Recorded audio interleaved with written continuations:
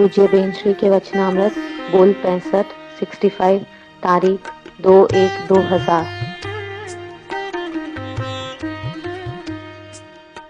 नमो अर्यंताणम नमो सिद्धाणम नमो आयर्याणम नमो उवज्जायाणम नमो लोये सवसावणम नमो समय साराय स्वानुभूत्या चकास्ते चित्त स्वभावाय भावाय सर्वभावांतरचिले मंगलम भगवान वीरो मंगलम गौतमो गणि मंगलम कुंद कुंदार्यो जैन धर्मोस्तु मंगलम सर्व मंगल मांगल्यम सर्व कल्याण कारकम प्रधानम सर्वधर्माणम जैनम जयतु शासनम ओंकार बिंदु संयुक्तम नित्यम ध्यायन्ति योगिनो कामदम मोक्षदम चैव ओंकाराय नमो नमः।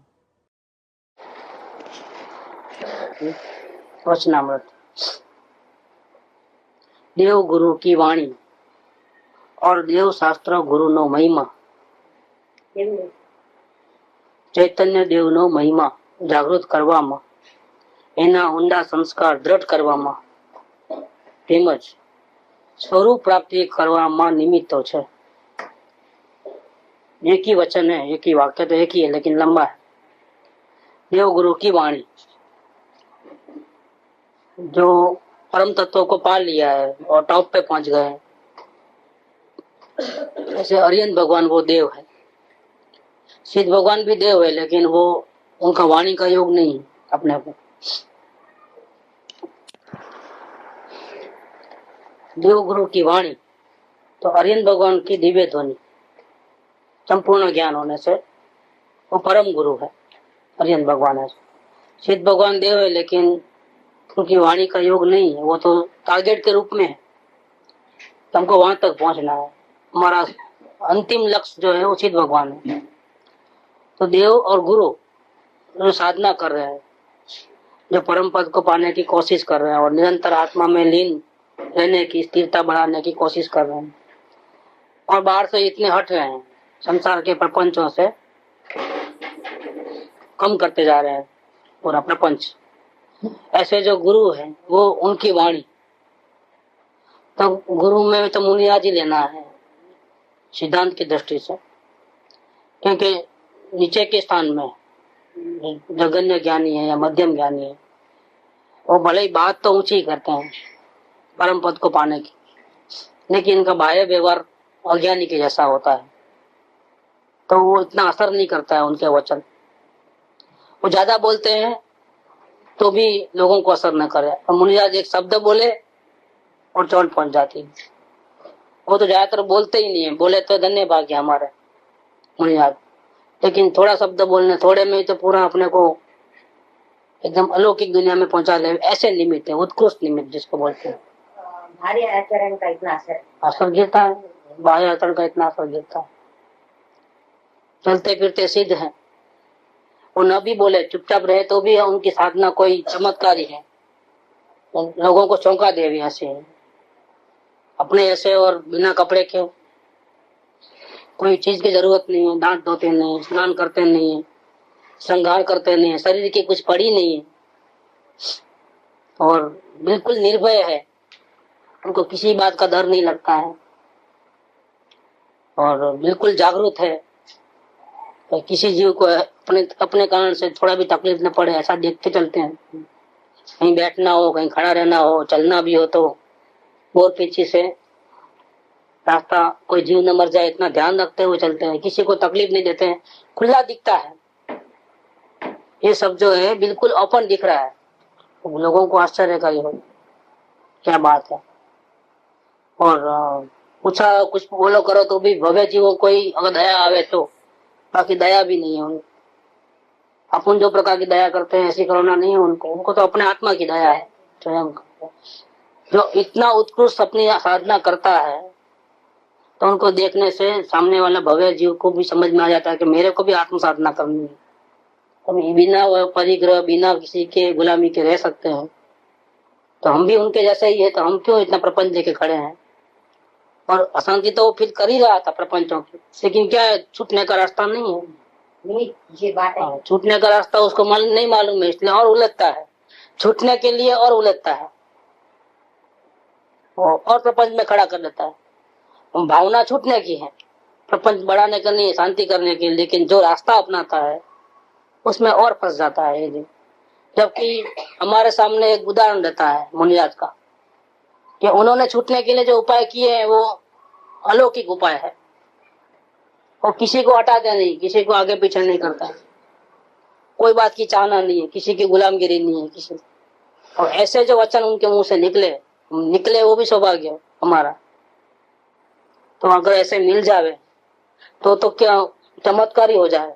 भव्य जीवों को तो बहुत उसका असर गिरता है, जिसका मोक्ष जल्दी होने वाला है उसको तो ये बहुत जल्दी काम करता है। तो देव गुरु की वाणी, उनकी वचन तो आत्मा से स्पर्श करके निकलती है।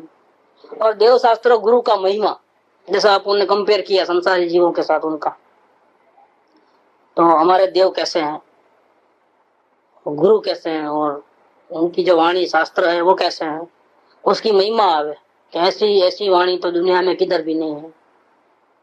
ऐसे देव तो दूसरे कोई दिखने पर भी नहीं मिलेंगे, ढूंढने पर भी नहीं मिलेंगे। जो संसार के देव हैं तो दूसरों का, किसी का भला करना, किसी का बुरा करना, एक काम करते हैं, किसी को वरदान देना, किसी को श्राप देना। उनका धंधा यही है, राग द्वेष करने का। हाथ में शस्त्र आदि है, माला है गले में, और मिठाइयां वगैरह खाने का है, पैसा है उनके चरणों में, इनको तो कुछ नहीं चाहिए। तन पे वस्त्र भी नहीं है, और न भक्त की तरफ देखते हैं न दुश्मन की तरफ देखते हैं, वो अपने आत्मा में लीन है। ऐसे देव तो और कहीं मिलेंगे नहीं। ऐसी महिमा हो, चरण कमल जिनवर कहे घुमा सब संसार, पर भंगुर जगत में निज आत्म तत्व ही सार। यहाँ ते पद्मासन विराज जिनवर जल के शांति अपार, उनको देखने से ही शांति हो जाए। ऐसे ऐसे देव, इनकी महिमा हृदय में आवे, अगर उनके वचनों की महिमा आवे, क्या इनके वचन ऐसे है कि हमारे कोई संसारिक प्रयोजन नहीं है, कोई संयोग का जुटाने की बात नहीं है, प्रतिकूलता से डरते नहीं है, अनुकूलता लाने की चाहना नहीं है। ऐसे जो उनके वचन है वो सिर्फ आत्म कल्याण की ही बात करते हैं, दूसरी कोई बात नहीं है उनकी वाणी में, और कोई बात नहीं है। ढूंढने जाओगे तो भी कोई सांसारिक प्रयोजन उनकी वाणी में नहीं मिलेगा। इसीलिए वो वाणी किसको असर करती है? एडमिशन फी भरा है तो असर करती है। क्या एडमिशन फी कि मुझे कुछ नहीं चाहिए, मुझे तो सिर्फ आत्म शांति चाहिए, ऐसा अगर निर्धार किया है तो ऐसी वितरागी वाणी उनको असर कर लेती है। दूसरा कोई भी सांसारिक प्रयोजन लेके आया असर नहीं करे, उल्टा विराट ना हो जाए। जैसे कोई आया तो भैया हमको तो समझ में आ गया, अभी आप हमारे लड़के को समझा दीजिए, हो गया छुट्टी। उसने विराट ना की, बिना पैसों का ट्यूशन मास्टर रख दिया। क्या किया? आप हमारे लड़के को सुधारिए, वो बहुत गड़बड़ करता है, वो ऐसा करता है। या हमारी बहन को समझा दीजिए, या हमारे वाइफ को समझा दीजिए, वाइफ आती है तो हमारे पतिदेव को समझाइए। ये क्या है? ये सांसारिक प्रयोजन है। ऐसा कोई काम वितरागी गुरु करते हैं नहीं, वितरागी वाणी में वो बात आती नहीं है। वितरागी जो आएगा उसको ही पकड़ेंगे। तेरे को क्यों अपेक्षा है ऐसी, तुम क्यों दुखी रहते हो इतना? अगर वो नहीं सुधरता है तो उसके कारण बनते हैं, तेरे को क्या तकलीफ है, तुमको क्यों इतना मोह है, तुम क्यों उनको अपना मानते हो? तुम तो आत्मा हो, वो भी आत्मा है। जो आया उसको ही पकड़ते हैं, दूसरे को फिरा दो बात नहीं है, दूसरों को सुधार दो बात नहीं है। वितरागी जो वाणी होती है और सिर्फ आत्म कल्याण कैसे हो रहे उसमें ही निमित्त पड़े। दूसरा कोई प्रयोजन लेके आया तो काम नहीं हो रहा, तो मेरा धंधा ठीक नहीं चलता है, कि मेरे को इतना टेंशन रहता है, कोर्ट का इतना केस चक्कर में फंस गया हूँ, उसमें फंस गया हूँ, पैसा कोई आता नहीं है, बराबर देता नहीं है। सब तेरी कमजोरी है, तू तेरे आत्मा में नहीं रहता है और चाहना रखता है, इसलिए तू दुखी होता है। बेकार का बिना प्रयोजन क्यों दुखी होते हो? और वितरागी वाणी तो ऐसी निकलेगी, ऐसी उनकी महिमा हो गई। दूसरी जगह जावे तो ऐसा करता है तो ये ताबीज लेके जाओ, ये जाप जपना 1 लाख बार, शुक्रवार के दिन ये चढ़ाना, वो चढ़ाना, शनिवार को वो चढ़ाना, एक दिन उपवास रखना, ऐसा वो कुछ न कुछ बताते हैं। तो कुछ छोड़ो, त्याग करो, ऐसा बताते हैं। ये कुछ लेना देना नहीं है जिससे। देखो वाणी में कितना अंतर है, अन्य अन्य जो वाणी होती है और इस वितराग वाणी में कितना अंतर है। तो वाणी की महिमा आवे, गुरु की महिमा आवे कि वो हमारे से कुछ चाहते ही नहीं है। हम नमस्कार करे कि नहीं करे वो भी उनको प्रयोजन नहीं है। हम आत्म कल्याण करे तो राजी, वो अपने आत्मा के पीछे लग जाए, जल्दी से आत्म कल्याण करे तो राजी, क्योंकि उनकी मंडली में एक आया, ऐड हुआ।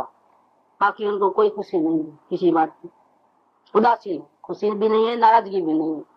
कोई सुधरता है तो ठीक है, नहीं सुधरे तो भी ठीक है, उनको कोई राग द्वेष नहीं है। ये इतना टाइम से आ रहे हैं, क्यों सुधरते नहीं है?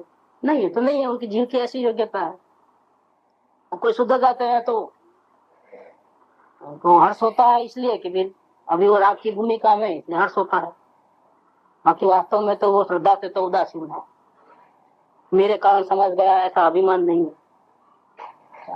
अगर उनके खुद के कारण समझ जाता है तो फिर सभी समझ जाते हैं, क्या तो थोड़े लोग नहीं समझ रहे हैं। हर्ष इसलिए होता है, हर्ष इसलिए होता है कि अभी राग की भूमिका में है, अभी संपूर्ण वितराग नहीं है। संपूर्ण वितराग होते तो हर्ष भी नहीं होता। लेकिन स्वयं राग गए तो राग कहाँ करेंगे? संसारी जीवों के प्रति तो राग करेंगे, प्रेम तो उनको साधर्मी के प्रति आएगा। भले उसे बंधन होता है, वो पुण्य भाव है, लेकिन उनकी भूमिका अनुसार ऐसा होता है। श्रद्धा में उसी टाइम में उदासीन है। तो ऐसे गुरु जो है निष्प्रूही है, परम निष्प्रूही है। इनकी महिमा लक्षण पहचान करके, दुनिया के गुरु कैसे हैं और वितरागी गुरु कैसे हैं। दुनिया के हम कोई भी उलझन लेके जाते हैं तो क्या जवाब मिलता है, और यहाँ पर जिनागम में, जिनवाणी में, ज्ञानी पुरुष के वचन में हमको क्या सुनने को मिलता है। और यहाँ दुनिया के देवों को देखे स्वरूप, उसमें क्या है, और यहाँ वितरागी देव के पास आया तो उसमें क्या है। ये दोनों का जो डिफरेंसेस है वो तो हम आंखों से भी देख सकते हैं। बुद्धि इतनी है कि हम समझ सकते हैं। और वहाँ कितना चढ़ावा होता है, कितना मेहनत करनी पड़ती है, कितना समर्पण करना पड़ता है अन्य प्रकार का। यहाँ अन्य प्रकार का समर्पण की जरूरत नहीं। यह निर्धार करे कि मुझे आत्म कल्याण ही करना है, यही समर्पण है। और आत्मा के पीछे लगे, अवलोकन करे, विज्ञान करे, वही समर्पण है। कोई बाह्य पदार्थों का कोई लेना देना इधर नहीं, इतना लो इतना दो, ऐसा कुछ व्यवहार नहीं। डिफरेंस तो समझ में आ जाता है। देव गुरु शास्त्र, जगत के देव गुरु शास्त्र और वितराग के देव गुरु शास्त्र, उसमें बहुत बड़ा अंतर पड़ जाता है। तो जीव को महिमा आती है, जो योग्य जीव है, जिसको आत्म कल्याण करना है, उसको बहुत महिमा आती है। तो उनकी जो देव गुरु की वाणी और देव शास्त्र गुरु का महिमा अंतर से आवे तो क्या हो जाए। तो फिर ऐसी महिमा करने वाले को, ऐसा सुनने वाले को क्या फायदा? फायदा क्या होता है कि अगर उनकी वाणी सुनेगा, वितराग की वाणी और देव शास्त्र गुरु की महिमा आएगी अंदर से, आत्मा से, तो फायदा ये होता है। देव गुरु को तो कोई फायदा होने वाला नहीं है, उनको फायदा चाहिए भी नहीं, उनको तो परमात्मा मिल चुका है, उनको कुछ लेने की अपेक्षा नहीं। लेकिन जो भक्त है, जो उनकी वाणी सुनता है, सुनने के बाद आराधना करता है, लाभ होता है, तो बहुत महिमा होती है। गुरु के प्रति इतना उल्लास, भक्ति आती है कि ऐसे कहाँ से मिल गए हमारे को, ऐसा अंदर से होवे। तो इससे क्या होता है, चैतन्य देव का महिमा जागृत होता है, इसके अंदर के द्वार खुल जाते हैं। जो अपनी महिमा नहीं करता था और संयोगों के पीछे भाग रहा था, वो अब उसको ये समझ में आता है कि भले ही मैं आत्मा को नहीं देखा हूँ, लेकिन अब मुझे लगता है कि मैं भी कोई जैसा वैसा नहीं हूँ, मैं भी भगवान हूँ, मैं भी पालूंगा मेरे भगवान को। तब इनका गाइडेंस है तो मैं भी अपने भगवान को पालूंगा, अब मैं पीछे हटने वाला नहीं हूँ। ऐसी अपनी महिमा जागृत होती है, अपने आत्मा की ओर ध्यान जाता है, संयोगों का ध्यान छूटता है। दूसरों की पंचायत करना, राग द्वेष करना वो अच्छा नहीं लगता है, और अपने आत्मा में रहना, सत्संग करना, अंदर में चिंतन मनन करना, वो अच्छा लगता है, वो भाता है। तो द्वेष है संसारी जीवों से, संसारी बातों से, और वहां से दूर भागने का होता है। और चैतन्य की बात, आत्मकल्याण की बात वो ज्यादा पसंद है, तो वहाँ ज्यादा झुकाव हो जाता है। ऐसा पहले राग का बैलेंस बदलता है। जो प्रेम संसार के प्रति था वो प्रेम अभी सदगुरु के प्रति आ जाता है, वितरकता की तरफ चलता है, अपने चैतन्य देव की महिमा आती है। तो राग जो है पहले संसार का था, अब वो चैतन्य का हो जाता है। अभी है तो वो राग की भूमिका में, कोई निर्विकल्प नहीं हुआ है। फर्क क्या पड़ा, संसारी चीजों का प्रेम छूटा और अपने आत्मा का प्रेम है। तो आत्मा अनुभव होने के पहले ऐसी दशा होती है। वो तो संस्कार तो आगे की बात है, ये तो प्रेम की बात है कि पहले पल्ला कहाँ भारी था। 24 घंटे में पल्ला किसका भारी था पहले? चेहरा फेरी, संयोग का लक्ष्य ठीक हो जाए, ये ठीक ऐसा ना हो गए ऐसा। और अब नहीं, मुझे कुछ बार में फेरफार नहीं करना है, मैं कुछ कर सकता ही नहीं, मैं तो अपने आत्मा को ही देखना चाहता हूँ, मुझे तो यही शरण है, मैं ही भगवान हूँ, मैं क्यों दूसरे जगह में गुलामगिरी करूँ। ऐसा करके अपने चैतन्य की महिमा में आता है। तो पल्लड़ा अब धीरे धीरे भारी होता है। इस सच्चे देव गुरु शास्त्र की वाणी सुनने से, उनकी महिमा करने से यहाँ का पल्लड़ा भारी हो गया। तो चैतन्य देव की महिमा जागृत होती है जो पहले नहीं थी। पहले संसारी जीवों की, संसारी पदार्थों की महिमा थी, अब अपने अपने आत्मा की महिमा आई। देखने से पहले ही महिमा आ गई। तो प्रश्न पूछा है गुरुदेव को, तो महिमा महिमा करो ऐसा बोलते हो, लेकिन बिना देखे कैसे महिमा करे? क्या कैसे महिमा करे? तो बोलते क्या कि महिमा होगी तो देखोगे, देखोगे तो महिमा आएगी, ऐसा नहीं। क्या बोले? ये बनियागिरी करता है कि आप दिखा दो तो फिर सारी दुनिया को छोड़ देगा तो महिमा करे। क्या ऐसा कैसे महिमा करे बिना देखे हम? तो कई बार अफसोस करते थे कि ये जो धर्म है ना, ये क्षत्रियों का धर्म है, राजपूतों का। जो जितने भी तीर्थंकर हुए हैं सब राजपूत क्षत्रिय कुल में बना हुए। उनकी जो वीरता होती है, शौर्यता होती है, तो ये एक कटका मारे तो 2 टुकड़े हो जाते, धीरे धीरे थोड़ा थोड़ा करके नहीं, पर एक मारे तो खत्म, 2 टुकड़े। तो ये शौर्य चाहिए इस मार्ग में आने के लिए। वितराग का मार्ग तो सूरों का मार्ग है, वीर पुरुषों का मार्ग, कायरों का नहीं है। थोड़ा थोड़ा लेन देन हिसाब किताब करने वाले कि भक्ति कितनी करना, जितना लाभ मिला उतना भक्ति, ज्यादा भक्ति करूंगा तो कैसे होगा। हम सब तोल माप हिसाब किताब, आप दिखा दो तो मैं महिमा करूं, नहीं तो मैं ऐसा कैसे करूं। आप दिखाओ तो विश्वास करूं, क्या? तो ऐसा काम नहीं है। तो ये तो अपना सर काट के रख दे चरणों में, ऐसे वीरों का मार्ग है।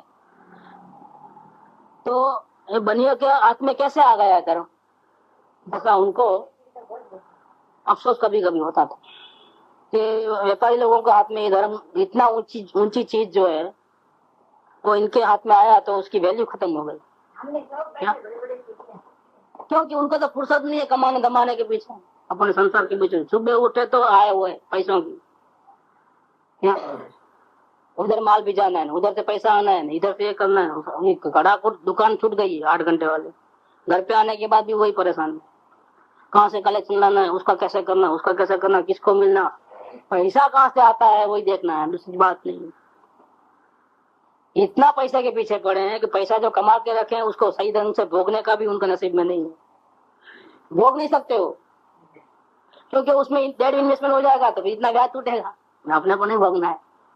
कुछ नहीं, घर में तो मक्खी अगर गिर गए ना, तेल बिके तो उसको नीचो के तेल थोड़ा भी न रह जाए और फिर बाहर फेंकते हैं। ऐसा नहीं फेंकते हैं क्योंकि मक्खी के ऊपर तेल लग गया ना, उतना भी तेल क्यों वेस्ट हो, नीचो लो बराबर बात में। पर थोड़ा भी डेढ़ इन्वेस्टमेंट ना हो जाए, थोड़ा भी ये ना, इतना उनका ध्यान इधर पड़ा है। उसको चैतन्य देव की महिमा की बात सुना है और वो अंतर में जावे कैसे बन सकता है? जिसको बाहर में इतना इंटरेस्ट है, थोड़ा भी बसर का पड़े, थोड़ा भी नुकसान हो वो चले नहीं, इतना जागृति बाहर में है, वो अंदर में नुकसान हो रहा है वो कैसे देखेगा? उसका उपयोग यहाँ आएगा तो देखेगा ना, और अपने यहाँ उपयोग लेके आएगा तो महिमा करेगा ना। इसलिए कभी कभी तो उनको ऐसा होता था कि भाई क्या बात है, इतनी ऊंची बात इनसे लोगों के हाथ में कैसे आ गई, नहीं आनी चाहिए थी। उनके लिए तो योग्य पुरुष चाहिए, तो सुनते ही वीर्य जागृत हो जाएगा, सुनते ही नहीं चाहिए दुनिया संसार, मुझे आत्मा चाहिए, ऐसा सुनते ही हो जाना चाहिए था। लेकिन उनको अभी वो समझाने में, वेल प्रिपेयर करने में ही कई साल निकल जाते, उसको वेल प्रिपेयर करने में, बनिए को क्षत्रिय बनाने में ही टाइम लग जाएगा। तो क्षत्रिय बनेगा तब काम करेगा ना, इसमें ही बहुत टाइम लग जाएगा। क्या करें, रोज टोको तो भी वो उसकी नजर वहां पड़ी है। चमार की नजर कहाँ पड़ी होती है? जूते सीने वाले की नजर का, आप कितने कपड़े अच्छे पहने हो, घड़ियाल कितनी अच्छी है, दागिने कितने होने, चप्पल कौन सी पहनी है। चमार का तो ऐसा है, दृष्टि ऐसी है। क्योंकि आप इन जूतों के साथ खेलने वाला है वो क्या देखेगा? और जिसको कचरा कुंडी पसंद है, राग द्वेष पसंद है, उसको ऐसी वितरागी वाणी सुनाओ, असर नहीं, ऊपर से चले आती है। तुम भगवान हो, ऊपर से सब जाने दो, ऊपर से भगवान हो तो कोई अपने को भगवान कह रहे हैं, तो क्या बात है, कैसे भगवान हूं?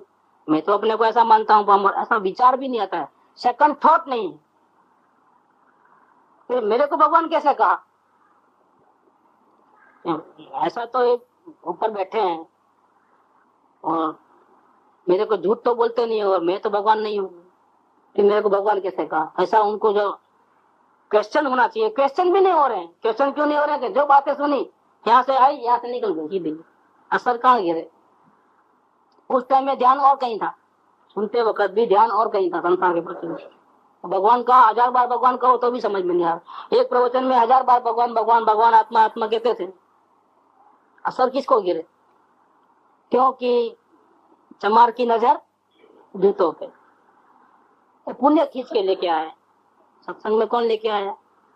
पुण्य खींच के लेके आया, अंदर से थोड़ा आया है कि मुझे छूटना है, संसार आसार लगा है, संसार दुख में लगा है, मुझे परमानेंट शांति चाहिए, ऐसी भावना लेके थोड़ा आया है।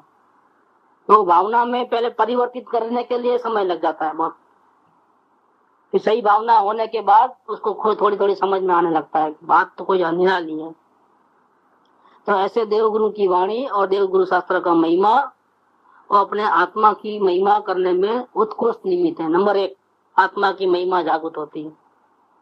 अपने को अपना कभी ख्याल किया ही नहीं, अब अपना ख्याल करना लगा, नंबर 1 ये हो गया। दूसरा, उसके गहरे संस्कार दृढ़ करने में निमित्त है। गहरे संस्कार माने क्या? कौन से संस्कार? अभी तक कौन से संस्कार थे? हेरा फेरी के, करना धरना, करना नहीं करना, हेरा फेरी, पलट फलट, रात और दिन ये कंटिन्यूस है। ये अज्ञानी की चाल जो है निरंतर ऐसा ही है। और कैसे संस्कार है? दूसरों की पंचायती करना। दूसरों की माने क्या? किसकी? राग द्वेष के भावों की, शरीर की, यहाँ से बाहर निकला तो अपने कुटुंब परिवार की, यहाँ से निकला तो समाज देश की। चरखा में तो अभी 8 दिन हो गए, अभी तक नहीं छोड़े, विमान का क्या होगा, लोगों का क्या होगा? पूरा देश जो समाचार में सबसे पहले वो आवे, हर वक्त दिन में 50 बार समाचार आवे, सबसे पहले वो विमान दिखाए टेलीविजन के ऊपर, और वहां से शुरुआत हो जाए। एक का एक लेक्चर चलता रहे दिन भर, सारा देश इसके पीछे पागल। सबको अपना दुख दर्द भूल गए कि मैं नरक निगोद की तरफ जा रहा हूँ, राग द्वेष कर रहा हूँ, वो कुछ नहीं। विमान का क्या होगा, कब छोड़ेंगे, क्या हुआ? आप दोनों मिलते हैं तो क्या लेटेस्ट कुछ समाचार आया क्या? छोड़ दिया, छूट गया क्या ऐसा? कमेंट्री चलेगी तो भी क्या हुआ? अरे बारिश गिरी है, छी, मूड खराब हो जाता है भैया। एक दूसरे से मिलते हैं तो टेस्ट चालू हो गया ना, कितना हुआ, स्कोर क्या है? इतने पागल लोग हैं कि रास्ते में जाने वाले कोई रेडियो लेके कान में लेके जाता है, ऐसा चलते चलते कमेंट्री सुनता है, तो दूसरे लोग उनको, अरे मेरे पास तो रेडियो नहीं है, उसको पूछ लेता है क्या स्कोर है, तो वो तो ध्यान में कहाँ सुनता है वो थोड़ी देर पहले इतना था, क्या है वो याद करना पड़ता है कि कौन सा स्कोर था, देखना आप, इतना ध्यान किधर है उसका? एक कान पे लगा के रखा है बस, संतोष के मैं सुन रहा हूँ। उसको जब कभी ही पूछोगे अभी क्या स्कोर है तो कुछ मालूम नहीं है। आप देखना, ट्राई करके देखना, वो याद करेगा कितना स्कोर, कितना विकेट, ऐसा सुनते कान पे होने पर ही उसको पता नहीं, चलना भी हो रहा है, सुनना भी हो रहा है, इधर खोया है पागलपन में, कोई समझ में नहीं आता। तो ये संस्कार हमारे ऐसे रहे, हेरा फेरी के, उलट पलट के, पर का ध्यान रखना, पर का सोचना, पर को ठीक ठाक रखना। पर को माने शरीर को, पर को माने राग आदि भावों को, पर को माने अपने परिवार को, पर को माने अपने परिग्रह को, इसमें ही उलझा हुआ रहा, ये उल्टे संस्कार। लेकिन अब चैतन्य की महिमा गुरु के निमित्त से, गुरु की करुणा बरसी, उनके वो अमृत वचन कान में गिरे, कुछ हमारे भी कोई अच्छे भाग्य थे, तो समझ आई कि हम अपने समय को वेस्ट कर रहे हैं, बर्बाद कर रहे हैं, तो चलो अभी हम अपने आत्मा को तरफ ध्यान दे रहे हैं। क्यों आत्मा रह जाएगा, शरीर भी छूट जाएगा, क्या जो मिला है संयोग वो सब छूटने वाला है, कोई लेके जाता नहीं है, अकेला आत्मा जाता है दूसरे भाव में। तो थोड़ा उसका भी मैं तैयारी करूंगा, दूसरे भाव में मैं जाऊंगा तो मेरा क्या होगा, हो न जाने वहां कैसे संयोग मिलेंगे, तो अपने आत्म कल्याण के लिए कुछ करूं, ऐसे भाव जागृत होते हैं। वो भी किसके प्रताप से, सदगुरु की वाणी के प्रताप से। अब उसके गहरे संस्कार कि भाई इस छूटने के लिए क्या करना, ये हेरा फेरी बंद करो, करना नहीं करना बंद करो, कुछ तुम कर सकते नहीं। तुम देखो 1 घंटा अवलोकन करके कितने विचार आए, कितना काम होता है, फिर देख लेना। कुछ कर सकते हो, अपनी इच्छा के अधीन होता है। दुनिया अपने आप चलती है कि हमारी इच्छा के अनुकूल चलती है, प्रतिकूल चलती है? कोई कुछ नहीं है, दुनिया दुनिया के कारण चलती है। शरीर शरीर का काम कर, साथ में रहे तो क्या हो गया, साथ में इसलिए हमारी बात मानता है ऐसा थोड़ा है, दिन रात साथ में रहता है आत्मा और शरीर। वो तो अपना एक बोल आ गया ना, दे नु काम करे, आत्मा आत्मा नु काम करे, साथ में एक ही जगह पे मरते दम तक है, पूरे जीवन भर। क्या लेकिन साथ में रहते हैं तो हमारी बात मानता है क्या शरीर? जब शरीर जिसकी हम इतना प्रेम करते हैं, जिसकी इतनी संभाल करते हैं, जब वो भी साथ में रहते हैं दिन रात, तो भी वो हमारी बात नहीं सुने तो और कौन अपनी बात सुनता है? छोटा बच्चा भी अगर हमारी बात सुनता है, हमने जैसा कहा ऐसा चलता है, तो इसका ये अर्थ नहीं है कि हमारी बात उसको अच्छी लगी है। उसको खुद को भी ऐसा ही करना था, उसको भी ऐसा भाता था, इसलिए किया है। हम समझते हैं कि देखो हमने गाइड किया ना, इसलिए वो अपने हमारे हिसाब से, नहीं तो वो उल्टा चलने वाला था। ऐसा नहीं है कुछ, उसको भी हमारी बात पसंद आती है, उसको भी ऐसा ही करना है बोल के वो अपनी बात मानता है। इसलिए कई बार तो अपनी बात मान लेता है, कई बार नहीं मानता। छोटा बच्चा भी, क्यों कि हमारे विचार के साथ उसके विचार मैच होंगे तो मानेगा, हमारे विचार के साथ उसके विचार मैच नहीं होंगे तो नहीं मानेगा। हम बोलेंगे लेसन करो, उसको टीवी देखना है तो नहीं मानेगा। छोटा बच्चा भी अपनी बात मानने को तैयार नहीं है, शरीर भी अपनी बात मानने को तैयार नहीं है। तो कभी भी बीमार पड़ जाए, कभी भी भूख प्यास लग जाए, तो फिर कौन हमारी बात सुनता है इस दुनिया में? तो परिणाम के अनुसार दुनिया नहीं चलती है। जो संयोग है, संयोग में हम फेरफार नहीं कर सकते हैं। ये ज्ञान हमको सदगुरु की वाणी में मिला और जीव पलट जाता है। चैतन्य की महिमा आती है, इसलिए आती है कि उसको एक सदगुरु की वाणी से विश्वास बैठ गया। क्या विश्वास बैठा? क्या अब तक मैं करना धरना नहीं करना, छोड़ना लेना ऐसा करता था, हेरा फेरी। लेकिन अगर मैं ये बंद कर दूंगा हेरा फेरी, तो मैं भूखों नहीं मरने वाला हूँ, कि मेरी दुनिया लूटने वाली नहीं है। अब कि मैं हाथ पे हाथ डाल करके भावों में बैठ गया चुपचाप के, कुछ करना धरना नहीं है भावों में, अभिप्राय में। तो अब करना धरने की बात नहीं है, जो होगा मैं देखूंगा। ऐसा करने से भाव बंद नहीं होते हैं, बंद हो गए देखने गए तो दुनिया बदल गई पूरी। हमको खाना पीना नहीं मिल रहा है ऐसा चुपचाप देखने से, व्यापार धंधा बंद हो गया क्या? अंदर भावों में बंद होना है ना, जो भी होना है। तो हमको क्या करते थे, बाहर में तो चलता था, चक्की जैसे चलती थी वैसे, वो तो अभी भी चल रही है। बाहर में जो हेरा फेरी, खाना खाना नहाना धोना, व्यापार धंधा, शरीर की एक्टिविटी, वो तो अभी भी चालू है। फर्क कहाँ पड़ा? फर्क ये पड़ते थे, वो भाव में फर्क आता है। और कहीं दुनिया लूटने वाली नहीं है, दुनिया बंद होने वाली नहीं। आप देखने मात्र रह जाओगे चुपचाप, करना नहीं करना नहीं करोगे, हेरा फेरी नहीं करोगे, तो फर्क कहाँ पड़ेगा? बाहर में फर्क पड़ेगा कि अंदर में फर्क पड़ेगा? बाहर का कुछ बंद होने वाला नहीं है। ये विश्वास आया तो ये बाजू झुकेगा किधर, क्या मुझे कुछ करना धरना नहीं है, जो होगा मैं देख लूंगा।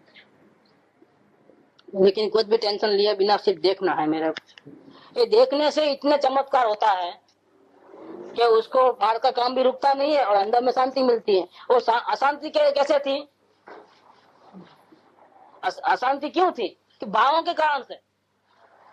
अब क्या हो गया, बाहर की दुनिया चल रही है लेकिन अपने भावों में हेरा फेरी नहीं है, उठा पटक नहीं है, करना नहीं है, तो शांति मिलने लगी। जो पहले अशांत थी अभी शांति मिलने लगी। धीरे धीरे शांति की मात्रा जितना प्रयोग करते गए बढ़ते गए, तो उसके संस्कार दृढ़ होते गए। कौन से संस्कार?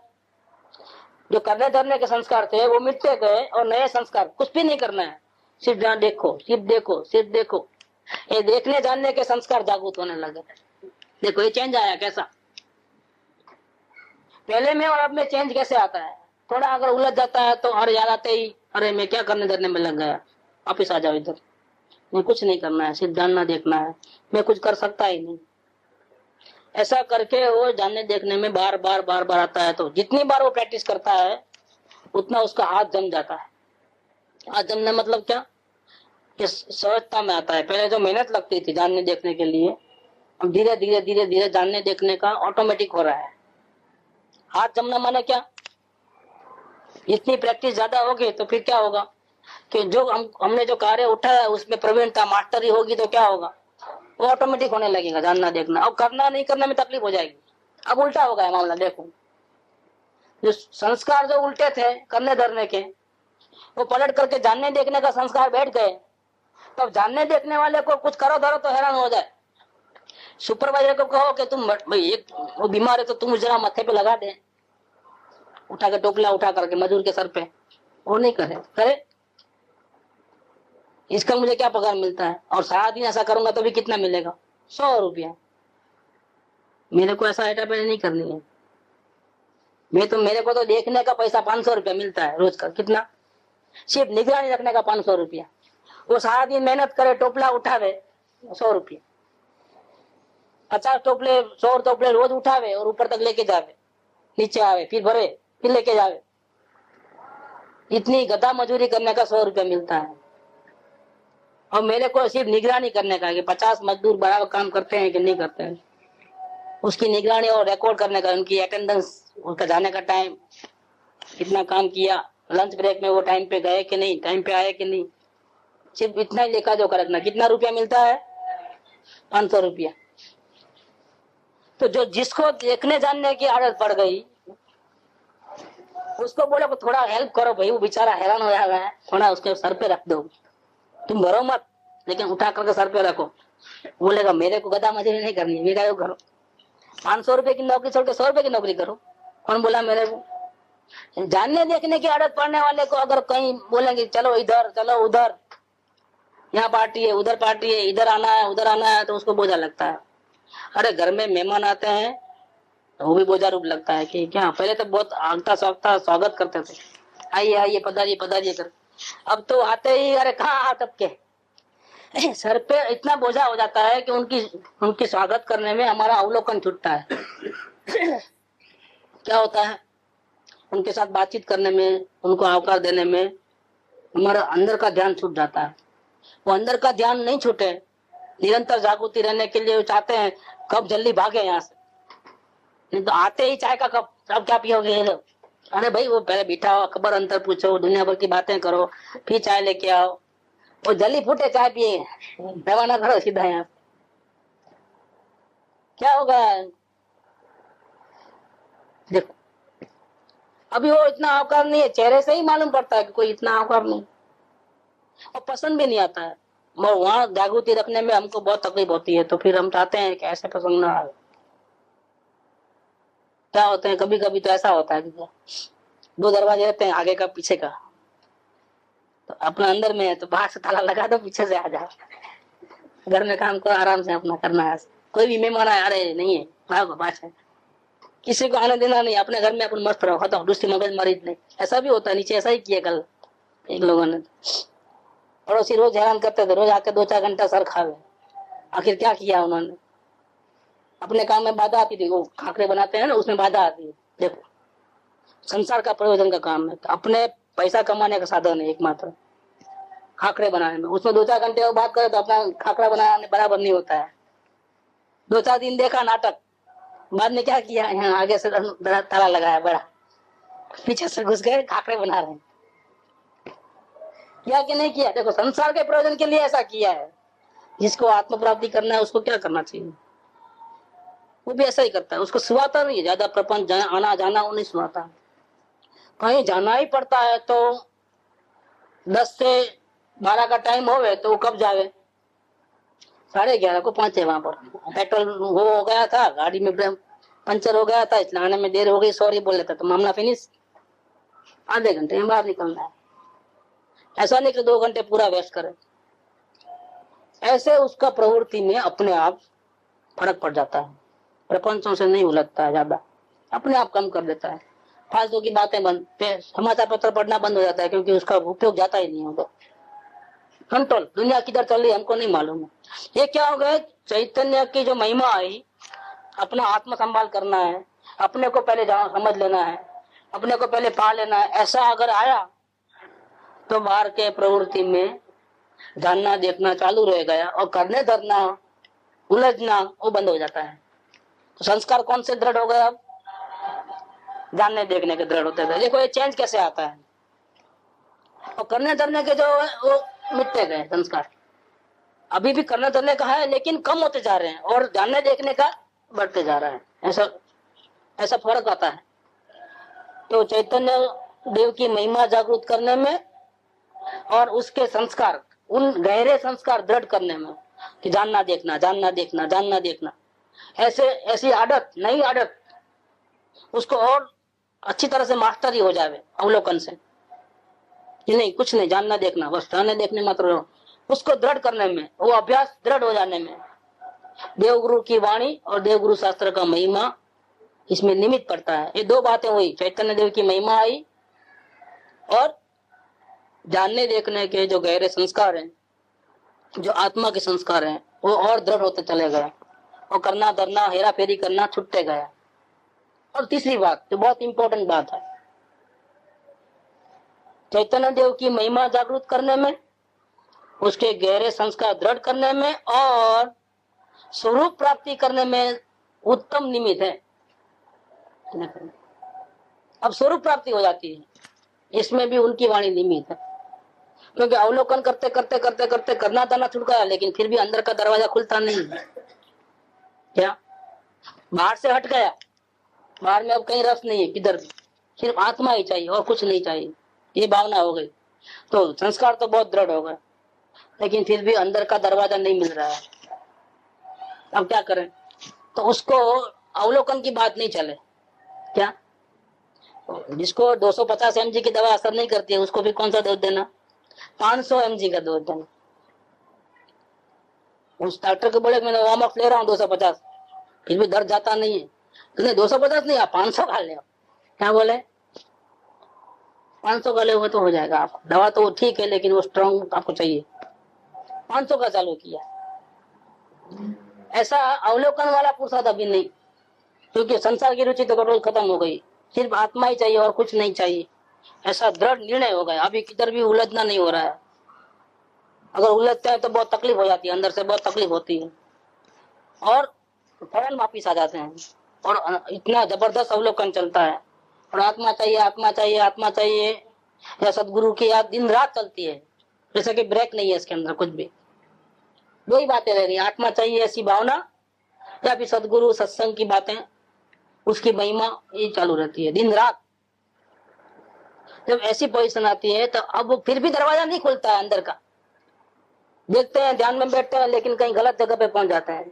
गलत जगह माने क्या, हम बैठे ऐसा, लेकिन वाइट कुछ आया, फिर इतना बड़ा सिंहासन, फिर बड़ा दरवाजे कई जात के, तो वो गलत जगह पे पहुंच गया। वो कोई अलग ही लगा, अलग शांति शांति शांति। किसी को गरम गरम लगता है, किसी को शीतल शीतल लगता है, सब गलत जगह पे पहुंच गए।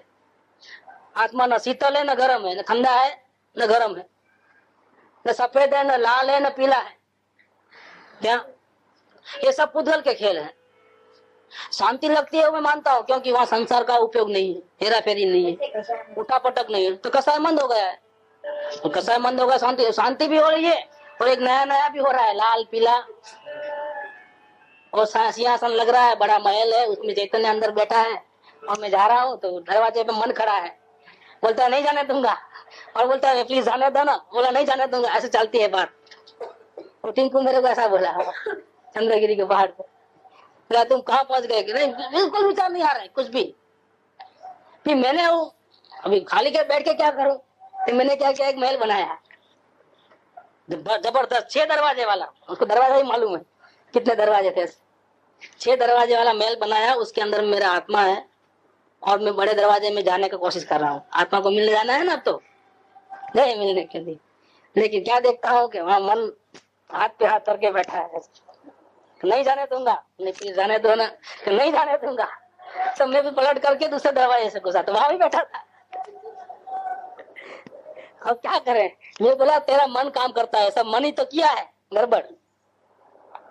बोला तो मैं समझ गया कि मन क्या है धोखा देता है, तो उसको बोला कि धोखा देता है, तुम्हारे मन में ये सब विचार चल रहे हैं। हाँ, विचार बंद नहीं हुए, यही विचार चल रहे हैं। दरवाजा बनाना, वो आत्मा को बिठाया, फिर वो मन जाने नहीं देता है। ये क्या है, ये क्या है। पहुंचते पहुंचते बाहर से छूट गया, बाहर से तो छूट गया, सिर्फ आत्मा और इसमें ऊपर केंद्रित हो गया। तो ढूंढने में लग गया, खोजने में लगा, लेकिन फंसा यहाँ पर भी। क्या हुआ, क्या फंस गया। किसी को शीतल लगता है, किसी को गर्म लगता है, किसी को क्या जानो सुगंध सुगंध लगती है।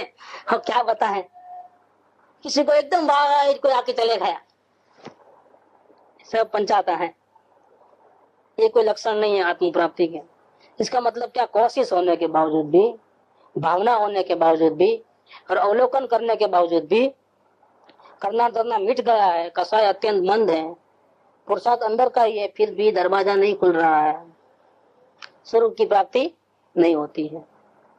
अब ये गलत जगह पे फंस गया है, ये शांति कोई आत्मा की नहीं है। कौन बताएगा, कौन बताए। तो इसमें भी देवगुरु की वाणी चाहिए कि भैया तुम गलत जगह पे हो, यहाँ पर तुम मुझको मान लोगे कि मुझे आत्म कल्याण हो गया, मुझे आत्मा के दर्शन होगा, धोखे में रह जाओगे। आत्मा कोई शीतल फीतल नहीं है, क्या आत्मा कोई व्हाइट नहीं है, आत्मा कोई लाल पीला नहीं है। तो मेहरबानी करके तुम तेरे भावना में अच्छी तरह से रहो, ये कोई पहुंचने का तरीका नहीं है। तुम तो अवलोकन करते जाओ। ज्ञान स्वरूप ही वो आत्मा है, जानने देखने वाला आत्मा है। ज्ञान ज्ञान को देखे वो आत्मा है, और तब जो होता है वो ऐसा कुछ नहीं होता है। जब ज्ञान ज्ञान को देखता है, जब परमात्मा का मिलन होता है, तब ऐसा शीतल गरम व्हाइट लाल लाल पीला ऐसा कुछ भी नहीं होता है। लेकिन वो कौन समझा है।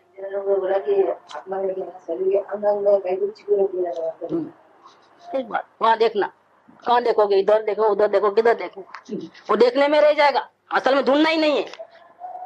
आत्मा को ढूंढने जाएगा तभी तकलीफ हो जाएगी। ये कौन बताएगा। अवलोकन करने वाला तो उसको तो आत्मा चाहिए, दर्शन करना है, दर्शन करना, वो दर्शन करने वाला बन गया। क्या बन गया, अवलोकन करने का काम हुआ और सारी दुनिया को छोड़ के आया तो क्या बोलता है कि नहीं कुछ नहीं, मुझे तो आत्मा चाहिए, आत्मा चाहिए, आत्मा के दर्शन कर लूं, आत्मा के दर्शन करूं, वही चलता है। तो वो कौन बन गया, आत्मा बन गया कि आत्मा को देखने वाला बन गया। कभी नहीं मिलेगा आत्मा। वो कौन समझा रहे, बोले मैं गलत थोड़ा कर रहा हूँ, मैं तो आप ही बोले थे आत्मा को देख, आत्मा की संभाल ले, तो मैं तो आत्मा के पीछे पड़ा हूँ। देखो सारे संसार को छोड़ के आया हूँ। अभी आप बोलते हो आत्मा को देख, ढूंढने की कोशिश नहीं करूं तो मैं करूं क्या, कहाँ जाऊं क्या। अब उसको भेजे में वो डालना है कि भैया तुम देखने वाले नहीं हो, ये दृष्टा से दृष्टि लो, तुम भगवान हो। भगवान क्या को देखेगा किसी को, उसको क्या जरूरत पड़ी, उसमें क्या कमी है। जिसको कमी है वो देखेगा तुम्हारे पास, तुम बैठा चुपचाप बैठोगे इधर मैं हूं करके। जे दृष्टा से दृष्टि नो, जे जाने से रूप, अबाध्य अनुभव जे रहे तेचे जीव स्वरूप। वो वहां तक पहुंचना, स्वरूप प्राप्ति होना, वो बहुत मुश्किल काम है। कभी कभी 20-25 साल लग जाते हैं ये ढूंढने में। पहुंचने के बाद वहां से वापस गया, बीच में 20-25 साल गुजर गए, तब जाकर के फिर वापस बहुत मेहनत करके फिर यहाँ तक आया वापस। स्वरूप प्राप्ति करना है, स्वरूप प्राप्ति करना है, लेकिन यही बाधा थी। ढूंढने जाता था वही, और मैं हूं करके बैठा कि फौरन मिल गया। ये तरीका जो है राइट टाइम पे मिलना। जब तक 250 की गोली काम करती है तब तक 500 की नहीं लेना, तो और परेशानी हो जाएगी, रिएक्शन हो जाएगा। नहीं करना, लेकिन पहले आत्मा ऐसा विकल्प आता हो उसको बोला है। हाँ। जिसको दुनिया के विकल्प आते हैं उसको नहीं बोला है कि अब ये भी छोड़ दो करके। इसलिए बोलता हूँ 250 का काम करता है, तब तक 500 mg नहीं लेना है। जब तक संसार के विचार आते हैं तब तक तो हमको आत्मा के में इसमें ही रहो, अवलोकन में ही रहो भैया। शांति भी लग रही है और अशांत मतलब दूसरे के अशुभ भाव भी आ रहे हैं, शुभ भाव भी आ रहे हैं, तो भैया अवलोकन ही करो। अभी तुम्हारे को बंद नहीं हुआ है दरवाजे, संसार के दरवाजे खुले हैं, अभी आत्मा के दरवाजे बंद है, संसार के दरवाजे अभी भी खुले रह गए हैं। थोड़े बंद कर दिए लेकिन थोड़े अभी भी खुले हैं, वो पूरे बंद हो जाने दो। अभी अवलोकन करना, अभी वेद ज्ञान नहीं करना है। लेकिन वेद ज्ञान कब करना, तो एक भी संसार का विकल्प नहीं है, सिर्फ आत्मा चाहिए, वो भावना है और शांति है। आत्मा नहीं मिलता उसकी अशांति है, और संसार का कोई प्रॉब्लम नहीं इसलिए शांति है। देखो ऐसा दोनों स्वरूप है उस टाइम में। जिसको आत्मा चाहिए उसका दोनों एंगल देखना कि संसार की एक भी उलझन नहीं है, होने पर भी वो लेता ही नहीं सर के ऊपर, नेग्लेक्ट करता है, उपेक्षा करता है, अच्छा बुरा नहीं करता है, तो संसार की कोई उपाधि उसको नहीं है।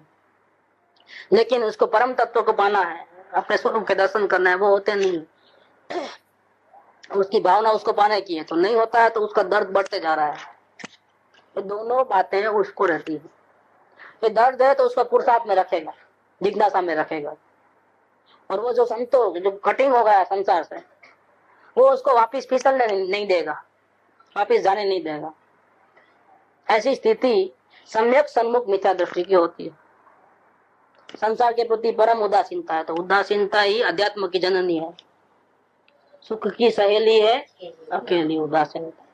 संसार से उदास हो गया, खाना नहीं खाना, जाना नहीं जाना, तो बोलता नहीं उपवास ही करना है, खाने से ही तकलीफ होती है। अरे भैया कहाँ उलझ गए, कोई खाने में उलझ गए, कोई नहीं खाना है उसके प्रपंच में उलझ गए। नहीं, सब बराबर है हमारे लिए, कुछ बाहर में करना धरना कोई आग्रह नहीं, और उदासीन हो गए तो दरवाजे खुलेंगे अंदर के। सुख की सहेली है अकेली उदासीनता, तो उदासीनता आई जगत की, तो ऐसा आने से वापिस फिसलेगा नहीं। और अंदर में परमात्मा नहीं मिलता, उसका दर्द है, भावना है, तो इसके प्रयास में वो लगे रहेगा और इसके पीछे गहरा जाएगा, इसके पीछे लगे रहेगा, पुरुषार्थ चालू रहेगा, जानने देखने का पुरुषार्थ चालू रहेगा, अपने आत्मा को देखने के लिए। ये दोनों चीजें साथ साथ में होती है, मिक्स फीलिंग जिसको बोलते हैं, दोनों मिक्स फीलिंग है। जितना संसार से कटा है उतनी शांति है, कसाय मंद हो गए, और जितना स्वरूप की प्राप्ति नहीं हुई अभी भी, उसका दर्द भी है। तो दर्द भी है और शांति भी है, दोनों साथ में चल रहा है। दर्द बढ़ते जा रहा है और शांति भी बढ़ते जा रही है। कसाय मनता की शांति बढ़ते जा रही है और स्वरूप नहीं मिलता, उसका दर्द भी बढ़ते जा रहा है। ऐसा कोई चमत्कारिक सिचुएशन अंदर की रहती है जो हमने कल्पना आज तक नहीं की थी कि ऐसा भी हो सकता है कि हाँ ऐसा होता है। मतलब इतना फिर दर्द लगता है कि आत्मा का विकल्प आता है तो भी तकलीफ हो जाती है कि मुझे आत्मा चाहिए, मुझे आत्मा का विकल्प नहीं करना है, जिंदगी निकल जाएगी ऐसा। तो ये जो स्थिति है, चैतन्य देव की महिमा जागृत हुई, उसके गहरे संस्कार डाले गए और अब स्वरूप की प्राप्ति करना है। तो साधक जीव भावना सही होने के बावजूद, अवलोकन सही चलता है, संसार से उदासीन हो गया है, सब बराबर है, वेल सेट है, इसके बावजूद भी अपने अंदर के दरवाजे नहीं खुल रहे हैं। तो कैसे खोलना, वो कहाँ गलती कर रहा है, अब गलती कैसे सुधारना, इसमें कौन निमित्त पड़ेगा? देवगुरु की वाणी और उनकी महिमा। तो उसके अंदर के दरवाजे खुल जाएंगे, काम खुद करेगा। देखो महिमा वाणी भी सुना तो खुद ने सुना, गुरु को पहचाना तो खुद ने पहचाना, अपने आत्मा की संभाल ली तो खुद ने दी, देवगुरु शास्त्र की महिमा आई तो खुद ने करी, और अब स्वरूप को प्राप्त करेगा, वो भी स्वयं करेगा, पूरा काम वो स्वयं करेगा, वो उपादान में होगा। लेकिन निमित्त में कौन है? देवगुरु और देवगुरु शास्त्र की महिमा। बस जितनी महिमा बढ़ेगी, जितनी भक्ति बढ़ेगी, जितना स्वरूप ज्ञानी पुरुष का समझ में आएगा, वितराग मार्ग समझ में आएगा, मुक्ति का रास्ता समझ में आएगा, उतना उतना अंदर में अपना काम होते जाएगा। और इन सब के लिए क्या करना है? कृपालु क्या करते हैं? ये उपादान और निमित्त दोनों को मिलान कहाँ होता है? किधर होता है मिलान? किस जगह पे होता है? कृपालु ने किसको मुख्य कहा है? दोनों को अलग कौन रखता है? दोनों को साथ में कौन रखता है? कोई कहेगा? ये उपादान और निमित्त दोनों का मेल कहाँ होता है? जिसकी गरज है गरज है वो तो उपादान है, और रास्ता दिखाने वाले सदगुरु है। ये दोनों कहाँ मिलेंगे? किस जगह मिलेंगे? सत्संग में मिलेंगे। सत्संग को नहीं छोड़ना इसका कारण क्या है? न मुमुक्षु छोड़े, न अज्ञानी छोड़े, न ज्ञानी छोड़े। क्यों? कि उपादान और निमित्त का जो मेल जो होता है, कांटेक्ट होगा तो असर करेगा ना। कांटेक्ट ही नहीं है तो आप अपने घर में हो, वो अपने घर में है, तो फिर कैसे होगा? इतना सब कार्य हो सकता है, निमित्त की इतनी असर हमारे पे गिर सकती है, इतना फायदा हो सकता है कि अपनी संभाल आती है, अंदर का अवलोकन करके जानना देखने का संस्कार बढ़ते हैं, और आखिर में वो हमको जो मेन चीज चाहिए, स्वरूप चाहिए, उसकी प्राप्ति चाहिए, परमात्मा चाहिए, वो भी मिलने में वो निमित्त ही सहाय करेगा। सहाय करेगा मतलब क्या? कि ये हमारे कार्य में उसकी हाजिरी होना, उसका गाइडेंस होना अत्यंत आवश्यक। बिना इसके तो नहीं होगा, क्योंकि ये निमित्त नहीं है तो फिर उल्टे निमित्त तो है ही आपके पास। अगर सच्चे निमित्त आपके पास में नहीं है तो फिर कौन है आपके पास? कोई ना कोई तो रहेगा ही रहेगा। देव गुरु शास्त्र आपके निकट में नहीं है तो फिर कौन रहेगा? कुटुंब, परिवार, संसार, तो वो तो आपको उलझा देंगे। और सत्संग जीव का उपादान में स्वच्छंद और बाहर में असत्संग, ये नुकसान का धंधा है। जीव के उपादान में आत्म कल्याण की भावना और बाहर में देवगुरु शास्त्र का संयोग, क्या होगा? एक है मोक्ष की तरफ जाने का रास्ता और एक है नरक निगोद की तरफ जाने का रास्ता। इसीलिए कृपाल देव ने सत्संग के ऊपर ज्यादा जोर बताया और असत्संग का बहुत बड़ा नुकसान बताया।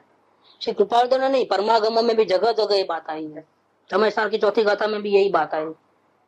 काम भोग बंधन की कथा तो आज तक जीव अनादि काल से सुनता ही आया है। कैसे फंसना उसको सिखाने की जरूरत नहीं, कैसे राग द्वेष करना वो भी सिखाने की जरूरत नहीं, क्योंकि उसके तो अनंत गहरे संस्कार पड़ गए हैं। करना धरना, वो एक सेकंड भी रह नहीं सकेगा शांति से। तो काम भोग बंधन की कथा तो उसने अनंत बार सुनी है, अनंत बार परिचय में आ गई है, और उसका अनुभूति भी उसको चल रही है। दुख, अशांति, भय, टेंशन, उसकी अनुभूति है, वो भी इसको समझ में आ रहा है। लेकिन बंधन से छूटने की एकत्व विभक्त आत्मा की बात इस जीव ने आज तक सच्ची भावना पूर्वक कभी सुनी नहीं है। ऐसे सुनाने वाले जीवों की, ज्ञानी पुरुषों की संगति की नहीं है, उसकी सेवा चाकरी माने उनकी बात पे अमलीकरण किया नहीं है, इसीलिए उसका दर्द मिटा नहीं है, चक्कर चालू रहे हैं। इसीलिए मैं प्रतिज्ञा करता हूँ, आचार्य देव कहते हैं, कौन आचार्य देव, कि इस समय सार ग्रंथ के अंदर मैं सिर्फ आत्मा की बात करूंगा और उसको पाने की बात करूंगा, दूसरी कोई बात मैं नहीं करूंगा। या एक बात प्रतिज्ञा करके उन्होंने समय सार की छठी गाथा से शुरुआत की है कि आत्मा कैसा है।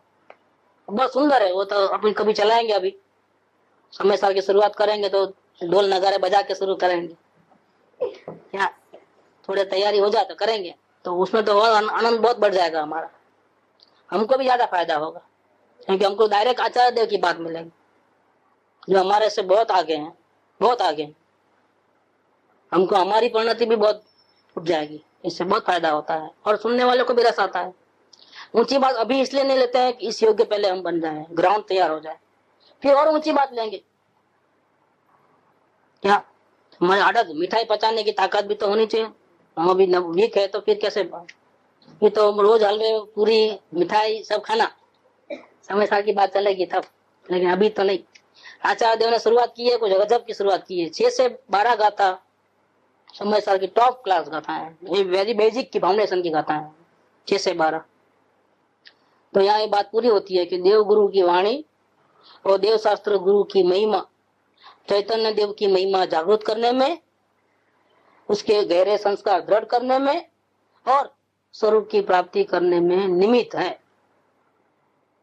निमित्त है उसको मतलब उपादान नहीं है। उपादान तो सब तुम्हारा है, तुम तैयार हो छूटने के लिए, तेरे उपादान में जागृति है तो वो तुझे हेल्प करेंगे, हेल्पफुल हो जाएंगे। तुम तैयार नहीं हो तो होने पर भी तेरे लिए कोई मतलब की बात नहीं। उपादान में जागृति है तो ही काम करता है। निमित्त माने क्या? निमित्त माने छाछ का मेरवण है ना, वो अगर हम दूध बने तो दही बनेगा, तो घी निकलेगा, उसमें डालो। चले निमित्त हाजिर है लेकिन हम पानी है। अब क्या होगा ना, अरे दही भी नहीं होगी, छाछ भी नहीं होगी, मक्खन तो सवाल ही नहीं है, भूल जाओ आप, कुछ नहीं होने वाला है।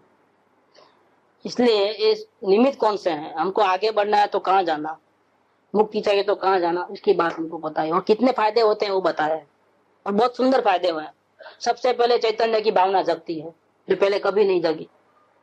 फिर उसको पाने के लिए योग्यता बनती है, जानना देखना रहो, संस्कार गहरे होते हैं। और आखिर में उसका फल अपने स्वरूप की प्राप्ति होती है। ये तीनों में भी हमको यही चाहिए, देव गुरु शास्त्र, वो तीनों हमको चाहिए। देव गुरु शास्त्र नहीं मिले हैं और किसी की आत्म भावना जग जावे या जानने देखने में रह जावे और अपना स्वरूप पा लेवे, ऐसा 3 काल में एक भी केस नहीं है। आज तक एक भी केस ऐसा नहीं बना है कि कोई जीव मोक्ष में गया हो लेकिन देवगुरु शास्त्र नहीं मिले, अपने आप जागृत हो गया, भावना अपने आप दृष्टि अंदर में चले गई, संस्कार पड़ गए और अपने स्वरूप को पा लिया। एक भी केस नहीं मिलेगा। अनंत सिद्ध भगवान हुए, अनंत ज्ञानी है, इसमें एक भी केस ऐसा नहीं है। क्योंकि कार्य जब बनता है तो निमित्त का भी एक रोल है। 5 समवाय मिलना चाहिए, ये 5 समवाय में एक निमित्त का रोल है। जब तक कार्य कभी होना है, संसार का भी कार्य नहीं होता है तो मोक्ष का कहां से कार्य होगा, वो तो होने का सवाल ही नहीं। इसीलिए ये निमित्त की बात करिए। तो जिसको भावना सच्ची है वो उसको क्या करना, कहाँ जाना, किसके संग में रहना, किस प्रकार से प्रैक्टिस करना और क्या लाभ होगा, वो सब इसमें बता दिया। ये 65 नंबर का बोलिए। सुख धाम अनंत सुसंत चही, दिन रात रहे तद ध्यान मही। प्रशांति अनंत सुधामय जे,